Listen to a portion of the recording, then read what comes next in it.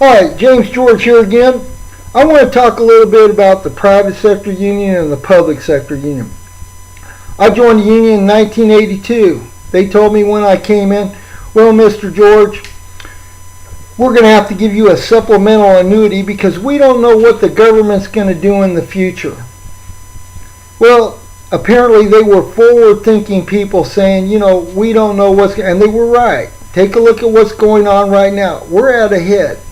I want to contrast the public sector union man with the government sector union person, or the public sector and the private sector is what I'm trying to say. Let's don't get them too confused.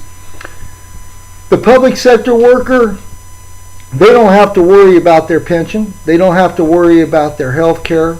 They don't have to drive very far to their job. They have their expenses paid for you by the taxpayers.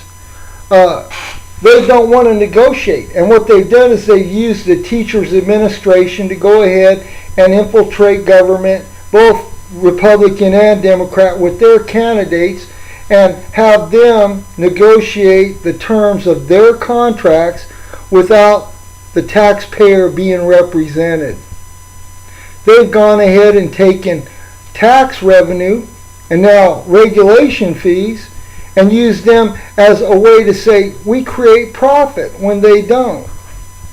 They go ahead and say we need a raise based on cost of living. Well, let me tell you something.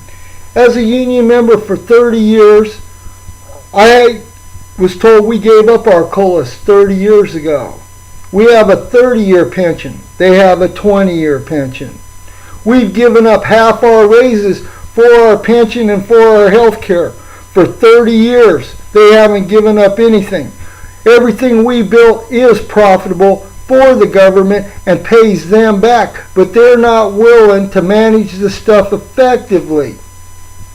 I think if they were team players, they would go ahead and pay their fair share. Finally, the public sector workers are 68% women in education and 70% in government, women. One of the stats you will find here in medical, which is 18% of your GDP, is 80% of that in healthcare is paid to women and children. That means 50% of society lives, or 48 or 47%, whatever us men are, because they're putting us in prison so you can't vote, and they're sending us off to war so you die. You got to understand, they're not paying their fair share. 20% of medical goes to 47% of your population. The women in government and you wonder why Nancy Pelosi manipulated the healthcare market so she could have all the rest of you pay for them? Why don't you guys wake up and smell the coffee? This is James George.